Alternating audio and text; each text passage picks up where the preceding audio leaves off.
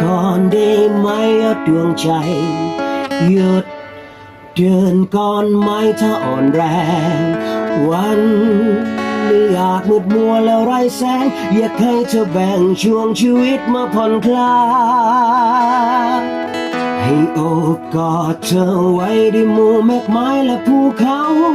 จงปล่อยความเศร้าไปกับลำธารที่เอื่อยไหลให้สายลมเย็นได้พัดพาไล่ลากความทุกข์นั้นทิ้งไปให้ธรรมชาติได้หิวใจ